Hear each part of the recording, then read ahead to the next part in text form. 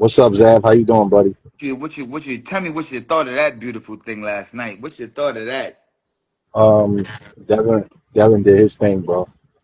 Anybody who say anything different is a hater. That was I- a listen. I was just thinking to myself, Devin is approaching Hall of Fame status.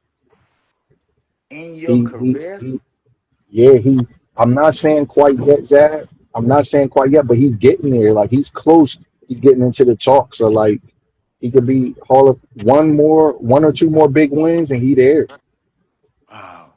Yo, were you Just think surprised, about it. Mills, when they showed you his resume and all of those names of fighters that we can No, identify as I've been I've been that following them. that, You that know he what I'm beat? You saying? seen that? You seen all those guys, those recognizable faces? No, I've been following his resume, so I wasn't surprised. But this Norman fight was real because Mil- of what happened with Ryan Garcia, and because Brian is looked at as like this big puncher, and because Devin moved up to his third weight class, that was this was a big win, bro. This was big. This was big for his legacy. So He's who was the bankroll source that I wasn't speaking up for Devin? You sound stupid. I never in my life not speak up for Devin. Stupid. Come on, bro. yeah, that's I was very impressed. That was a big time performance. That's all you could say. Like people wanted to see if he could take the guy's punch. I wanted to see if he could take his punch. I wanted to see if there was any residual effect from the Ryan fight. And Devin got a clutch gene. He got a way of rising his game up when he needed. And that's all you could say. You just got to give him props. And I know my other interview didn't go up, Mill, but I want to give Mickey Bay some props, man, because he a young, aspiring trainer, and Shout out to Mickey Bay. it's hard to get good training jobs out here, man. And I'm glad Devin brought it back on the team, and I hope Mickey Bay gets some good training jobs, man. And you know, props to Devin and his dad because they did it their way, man, and they doing their thing, and that's all you can say, man. You gotta tip your hat. I'm gonna tell you something funny, Mills. Ryan Norman, manager. I'm cool with his manager, and she hit Jolene. me up, and she was like, "You're not gonna hurt my feelings. Tell me who you got." And I said, "It's a close fight. I wanted some things about Dev. I wanted some things about Brian, but I'm more comfortable picking Dev because I just never seen Brian cut the ring off against a black fighter, against a fighter that could move and not stand in front of him. And she appreciated it, but that's just where I was with it. Like I got to see you do that. That's hard to deal with, man. Somebody with a little bit of movement, not letting you set your feet. It's hard to deal with, man. And Dev did his thing, man. And hopefully Brian and his dad they come back, man. Taking that kind of loss is tough, man. I don't know them personally, but I was wishing that all of the back and forth that everybody was saying, I was wishing they would stop doing that because the losses is tougher to take when you talk like that. You know what I'm saying? They tougher to take when you're saying when you making it like going back and forth with each other, man. That's why Mills, I don't get into that, like insulting other trainers and saying this about fighters, because there's a winner and a loser to a fight, man, and it's worse when you talk like that. You know what I'm saying? And I thought things got a little ugly between the teams. I was just like, God damn, man, they saying some nasty stuff about each other's mothers and stuff like that. It's hard to come back from that. But hopefully they come back and they do good, and Brian learned from it, and he can get better. He got a right to get better. But that was my concern for him in this fight, that the guys we were seeing him matched against were standing right in front of him, letting him get off. And Devin is not standing in front of him, letting him get off. And quite honestly, Devin was beating him to the punch. And that's tough to deal with, man. You know what I mean? And that's just that. Props to both teams, though. Absolutely. Um, the second round, Devin Haney scores a knockdown. He hits him with a That left was hook, nasty. right hook. That was a nasty shot. He hit him with a left hook, and then he threw another left hook, and he slid off into a little pivot so he can get like in between his guard and hit him with a nasty right hand, bro. He hurt Brian bad. He was hurt. That was real, man. That's why I don't like to get into who could hurt who, because anybody could be hurt. Anybody. So the world was worried about if Devin could take his punches, But Devin took his punches better than he took Devin punches. You never know in the fight. And the puncher in the fight is the guy who could take the other guy punches the best. And I always say that. You know, Devin fought a hell of a fight. You know, I seen Conor Ben talking about how boring it was. Well, he probably don't want to cut the ring off because that take a lot to deal with that. You know what I'm saying? I'm seeing him talk like, bro, you can't make somebody fight the way you want them to fight. Cut the ring off and prove to him that you can beat him. Don't keep talking about how boring he was because that wasn't boring to me. That was a good performance. That was an excellent performance, to be honest with you. That wasn't boring. He did what he had to do. He wasn't running, he was boxing. Hmm. Yeah, absolutely. Even Brian Norman Sr. agrees that he wasn't running, he was boxing. Um, No, he wasn't running. He wasn't running. You gotta give him his props, man. He wasn't running. He was using the jab. He was boxing. He was opening up. He just not gonna stand there and let the boy knock his head off. You know what I'm saying? You can't do that. The boy can punch, and he buzzed Dev a couple times. But that was very impressive, man. Wherever Devin and Mickey and Bill at, good job, fellas. That was great. That was a great job. you know, um, I liked when I heard Devin say, we needed to make sure we gained his respect early, and obviously the knockdown definitely did it. Do you feel like that was huge to happen that early? I mean, we seen it happen with him and Ryan Garcia. He clipped him in the first round. I mean, those type of experiences that you go through. Do you feel like that experience took a lot of place into this one, even into the clinches? He had the better working. Yeah, he was a more prepared fighter for the moment. He just was. And there's nothing against the Normans, but Devin was a more prepared fighter for the moment. And you could just tell. I mean, Devin has been baptized. I remember on this show, people laughed at me when I talked about the Regis Prograis fight. But that was the same fight. It was the same level of much the same fight, if you think about it. Uh, um, Devin has seen that style before. He's seen a tough, strong guy coming and try to walk him down before. He's seen that. So he understands how to deal with it. And he got a lot of experience and with decent guys. And it does matter. You know what I'm saying? The matchmaking that Devin has had has been solid and it prepared him for the moment. And that's what I was scared of with Brian Norman. Like I was like looking through his resume and thinking about his fights. I'm like, I've never seen him fight a black dude that can move.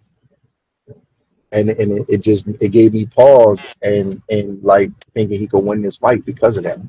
That takes a lot, man. Everybody don't want to cut the ring off. What do you feel like the Everybody don't know main? how to cut the ring off. That's right. That's right. What do you feel like the main struggles that Brian Norman had to deal with in there? Say that one more time. What do you feel like the main struggle that Brian Norman had to deal with there in there? Devin's speed. He just couldn't react to it. He couldn't react to it. And Devin hurt him with a hook, right? He hurt him with a big hook. The whole fight, Brian kept his hand here. Devin just dropped his hand and start up jabbing him and start bringing it up the middle, and Brian couldn't defend it because he didn't know if a hook or jab was coming. You know what I mean? He just couldn't react to the speed. The first big shot he hurt him with was a hook, and the whole time Brian like don't want to get hit on the temple because that's a sweet spot, or the side of his head is a sweet spot. And Dev was too fast for him because instead of throwing the hook, Dev would just throw an up jab right up the middle. So Brian hand could be here to catch the jab, but he was scared of the hook. And he just couldn't react in time. And Dev would just keep switching it up on and off. He just was too fast for him.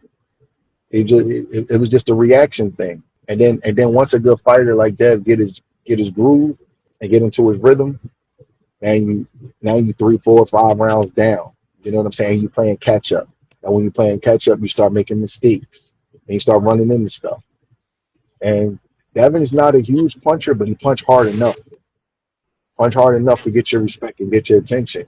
He don't get a lot of knockouts, but he punches hard enough, and that's all you need when you can box as good as he did. Because we've seen him knock down Prograis, who got a good chin, and we've seen him knock down Norman. Those are strong fighters that's considered bigger punches than him, but he hit him hard enough just to tame him, and that's all you need to do is tame him. 100%. 100%. As far as the footwork, the distance control, I mean, do you feel like, the jab per se? I know you see that he turned it into an up jab. Where do you feel like Brian Norman can, get better from this experience? Um, Some just people say he it's a took it mix. too early. What do you think? Well, we don't know if he took it too early because he may not can ever beat that. You know what I mean? I don't know what he got paid. He may get to a point in his life where he could never beat that. So I don't know if he took it too early. Whatever they thought the money was worth the risk, and they took the fight. But he could surely get better. He's only 24 years old. He can get better. He got to learn to defend the jab more. Learn to stay closer because there was times where he got close to that, but he didn't stay close. You know what I'm saying? He gotta get a better punch variety, and Brian got to get a better jab. He got to learn to jab better. Um, but he could get better. Brian can fight. He didn't give up. He didn't quit. He kept trying to win, and he got some rounds in the back end of the fight. So you know what I mean. He showed that he got on the inside what it takes. He just gonna have to shore some things up. Sometimes it's not a specific thing. Sometimes you just need more in ring experience against better fighters. Again, I think Top Rank got great matchmaking, but and I kept saying this out loud. I wonder how he looks against a boxer. I seen him come up to Philly and spar, but I don't want to. I don't like to count that. I'm not going to don't count. I don't want to hold. Wanted to see him in a real fight and boxing, a black fighter that was moving, even if it was a C-level guy, just to see how he deals with that. Because all those guys, Santione and the Jen Suzuki guys, they was coming right to him and just letting them tee off on him. And I knew Devin wasn't going to fight him like that. And sometimes you get spoiled with them kind of performances because everybody like to see knockouts, but it's not called knockout. It's called boxing for a reason. And the biggest punchers don't always win the fight. Right. This win for Devin, obviously, he's gone through so much adversity in between since the Ryan Garcia fight and leading up to the Ramirez fight. Now, with this performance, him being the champion, he said that, a lot of people said that, listen, Brian Norman's the best at welterweight. Now, Devin Haney takes his belt. Where do you feel like this momentum is going to lead for Devin Haney at welterweight? I think he has the world at his feet. I think he can. I think he can unify at 147. I think he got a big fight with Conor Ben if Conor Ben wants it. I think he would be the favorite over Mario Barrios and Rolly Romero and the UK guy. I forget his name. I think he would be the favorite in all three of those fights. So I think he's in a great position wherever he decides to go. Some big fight and a rematch with Ryan. He got a lot that he could do. He's in a great spot because it seems like that weight is where he can park for a little while. These are obviously being at welterweight now. We see, Shakur moving up to 140. You see that Tank still at 135. Do you feel like some of those fights for Haney, he might have outgrew the weight class for those type of fights? Definitely for Tank. I don't see Tank jumping two weight divisions. Maybe Shakur, but we gotta see how Shakur looks against Teofimo at 140 before we say what we're gonna do at 147. You know what I mean? It's tough. Um, but man, he got some big fights. Just and welterweight's really not that stacked, so he should be able to unify pretty quickly if he. Not saying should because I don't know what the other guys got lined up, but he would be the favorite to unify if he was able to get the other champions in the ring. I'll put it like that. Mm, mm, I like it. Um, Now we have the main event, obviously, David Benavidez, early stoppage against Anthony Yard. A lot of people seen this coming, but tell me, did he do it better than Kovalev and Better Beef? He did it earlier. Yeah, but I don't like to count that because he did it after them. So guys leave a little piece of themselves in the ring. So I don't want to compare it. But David looked great. I think he's a pound for pound guy. And I told you before, I favor him over Peter Bev and Babal. I think he's catching. I just think it's a timing thing and the way he fights. I think that he's a bad matchup for them right now. And I also favor him to beat Ramirez at cruiserweight Cruiserweight. if they fight. Yeah, David Benavidez is the truth. He the real deal. His body don't look the part, so I really think that that's the reason why he don't get the props that he deserves because he's not a body beautiful athlete, and people like to endorse the athletes with their eyes, and they want to see somebody all chiseled and all that kind of stuff. But that boy bad. He's a great fighter. He's a really a great fighter. I think he's approaching Hall of Fame status also. And I would make him the favorite over Boval and Beterbiev if they was ever to fight. Mm. You know, talking about that, he landed so many punches, right? But we seen Yard take a lot of blows, a lot of punches, and didn't look. A couple times he looked like he was going to be out of there. Some people said that then we wanted to see Yard, try to see if he could turn it around. Some people said no, that was perfect stoppage. What do you think about David Benavidez' light heavyweight power? Is it there? Here go the thing. Benavidez has never been a one punch guy. You know what I'm saying? He fought my fighter Karan Davis and he couldn't score a knockdown. He's just not that kind of guy. But the volume, he does hit hard. He does hit hard to the body. He's mean and he got a lot of volume. And he got 25 knockouts and 31 wins. I don't really worry about his power because he's so mean and he runs off so many combinations. If he don't knock you out, he's gonna beat you half to death. So, and I think that the guys he was fighting at light heavyweight, those were durable guys. Morrell was undefeated, and then Nail, he had only lost to Beterbiev. So I think his power is fine. You know, he's not a one punch guy; he's a volume puncher. Brad was one of Ex Anthony Yard can he punch? He destroyed right. this guy's face. I mean, he hurt you to the head and body, and he's punching in combination. If David Benavidez was the kind of guy that threw single shots with his power, it would be enough. But he's running off 6, 7 in a row. That's enough, Mills. Trust me. And it ruins you. You don't want to get hit like that all night. It can ruin you. Anthony It Yard is in hurts. trouble, bro. Yeah, That was a good stoppage. That was a long ass whooping. If he would have went more rounds, they'd be sending him to the ER, man.